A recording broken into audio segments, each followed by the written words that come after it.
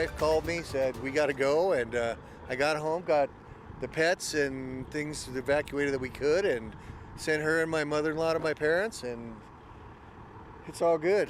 We're gonna be fine. Tonight, big plumes of smoke could be seen from across Spokane as a brush fire continues to burn near Highway 195 in South Spokane. Fire crews responded quickly, attacking the fire from the air and from the ground. Good evening. Thank you for joining us here for KREM 2 News 10 at 10, where we give you more news in less time. I'm Whitney Ward. Mark is off tonight. All right, let's get started. We know now that all evacuation levels for the fire burning near Highway 195 have now been reduced to level 2 in all areas. So take a look at this map. It's for the area of Mullen Hill to Excelsior Road. It's also between State Route 195 and 100 West Gibbs Road. Crews say residents there can return home, but they need to remain vigilant and be ready to go at a moment's notice. And our Kyle Simchuk has been at the fire all day. He's here now with what we know tonight. Well, by this evening, we saw more fire trucks leave the scene and people actually start to bring in their animals. They evacuated them just for safety, but property owners here, they're just so incredibly grateful for all these fire crews and the aggressive attack that they put on this fire today. The wife called me, said we got to go. It came without warning. A giant plume of smoke rising southwest of Spokane, flames burning dangerously close to Mike Barlow's 10-acre property. I got home, got the pets and things evacuated that we could, and sent her and my mother-in-law to my parents. It's okay. You live rural in the Northwest. This happens, you know. Got to be used to these things. The brush fire started just after 12 p.m. along Highway 195 and spread to 20 acres, forcing people and animals to evacuate. The response has been just fantastic. Bruce Kittredge and his wife have lived along South Hatch Road for 46 years and remember watching a similar fire 30 years ago. There was no helicopters, no fire bosses. Times have changed. Today, roughly 10 firefighting aircraft, including helicopters, air tankers, and fire boss planes, dropped enough water to keep the fire from spreading. We got pretty lucky where it's at. Not a lot of buildings in there, lots of timber, some canyons, lots of rocky terrain. The scorching summer heat didn't make things any easier for fire crews on the ground. When I showed up, it was 100 degrees. It's hard for crews to work in that heat. They're all used to it. We train in the heat and we make sure that everybody has water. This is really fast, really effective. These guys did an A1 job. I feel safe. There's enough firemen here. We're well protected. And fire crews will be here all night just watching those hot spots, making sure they don't pop up and create more fires. They're also planning to be along Highway 195 tomorrow. Again, that's where this fire started, so they may be working down there. So if you do see any fire trucks, just be sure to move over and give them plenty of room.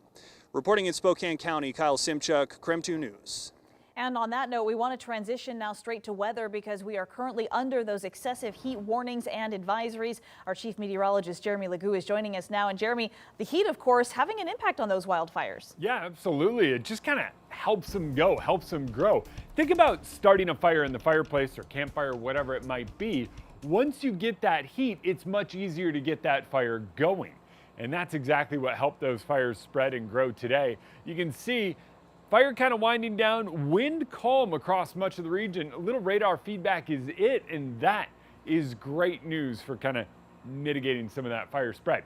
Quick note, right now, if you can, or in the next little bit, head outside, look up into the sky. If you see the aurora, let me know. I would love to share some photos with you. It should be going on and peaking here within the next hour. We'll talk more on that in the full forecast, but here you go. Heat advisories and excessive heat warnings went into effect today and remain in place through Friday. Right now, we're still in the 80s in Spokane, 68 in Deer Park, 64 in Sandpoint, and 70s elsewhere across the region. Tomorrow, we're up in the triple digits. It is another warm one across the region, and we'll be talking how long this heat sticks around in just a bit. All right, Jeremy, thank you very much. And now to Nightbeat with a quick look at the day's other top headlines. Today, a former Spokane police officer is in court facing multiple rape charges. Nathan Nash was discharged from SPD back in 2019. Protect and serve. That is what every police officer is expected to do every single day. Nathan Nash did not protect and serve. But it's not about sexual contact. It's about an allegation that's not supported by the evidence for both of these young women. Today, a jury heard opening arguments from the state and defense attorneys. The state attorney says Nash used his uniform to gain trust before raping 2 women, violating his duty to protect and serve the public. The defense, though, as you heard, they say there is not enough evidence to support those allegations. One of the alleged victims shared a statement in court today. Coming up in about 10 minutes, we'll share what she had to say.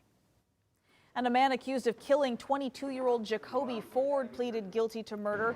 25-year-old Michael Lee was arrested for second-degree murder. That was after police say he fatally shot Ford outside of a bar in July of 2021. His charges were then upped to first-degree murder after his arrest. Ford was a former Shadle Park High School athlete and had just signed to go pro in track before he was shot.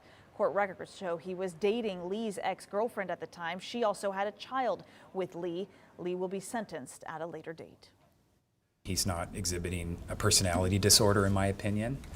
But I do feel like he has these residual limits in empathy, shallow kind of affect that I mentioned. In the meantime, sentencing does continue for the Freeman High School shooter who killed 1 classmate and shot 3 others in 2017. Today, the state's expert psychologist testified on what would have to ensure the community's safety after Caleb Sharp is eventually released from prison. Dr. Alexander Duncan evaluated the shooter after his arrest, and he diagnosed Sharp with conduct disorder at the time of the shooting. That's a behavioral disorder characterized by a disregard for others. Coming up a little later in our broadcast tonight, we'll let you know why that psychologist says the gunman could benefit from future treatment. And that was your Night Beat. Remember, to learn more about any of these stories, just text the word NIGHT to 509-448-2000. We'll send them right to your phone. In other news, former Trump attorney Rudy Giuliani is appearing before a special grand jury in Georgia investigating attempts to overturn the 2020 presidential election. Talk about this until it's over. It's a grand jury, and grand juries, as I recall, a secret. Do you believe President Trump is the ultimate target of this investigation? I'm not going to comment on the grand jury investigation. What do you think their ultimate... Rudy Giuliani spent hours in an Atlanta courthouse before a grand jury as part of a criminal investigation looking into election interference in 2020. Giuliani is among a group of allies of former President Trump identified as targets of the Fulton County prosecutor's investigation.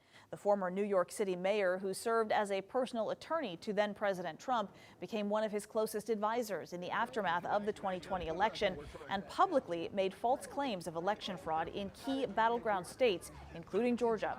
7 Trump associates and advisors have also been called to testify. A program at the University of Washington is focused on the mental health in teens of color is seeing a lot of success after expanding now to more counties. It's called Mental Health Matters. Its main goal is to lower suicide and hospitalization rates across the state. They're also wanting teens just to feel more comfortable talking about their mental health. For the male side of the culture, it's very macho, be a man, don't cry. The program has created peer groups where teens can have access to resources when they struggle with mental health. The program started in South Snohomish County and has been so successful it's now expanded to King and Skagit counties as well. Well, just confirmed yesterday, local primary election results. 2 of the most anticipated races were for Spokane County prosecutor and Spokane County sheriff. So let's take a look. After a highly contested run, John Knowles and Wade Nelson will be the ones to advance to the November general election for Spokane County sheriff. Knowles received 53.7% of those total votes. Nelson came in at 28.39%. And after 2 weeks of an incredibly close race, Deb Conklin will be the one to face off against incumbent Larry Haskell in the November race for county prosecutor. The 2 were neck and neck, with Haskell receiving 28.02% of total votes, Conklin with a margin of less than 1% at 27.13%. For all candidates moving on to the November general election and to see those results, just go to our website, KREM.com, or you can text the word results to 509-448-2000 and we'll send that KREM 2 link directly to your phone. And that was KREM 2 News 10 at 10, where you get more news in less time. Don't go anywhere, though. Right after the break, a psychologist testifying today in the sentencing of the Freeman High School shooter. What he had to say when we come back in just 90 seconds.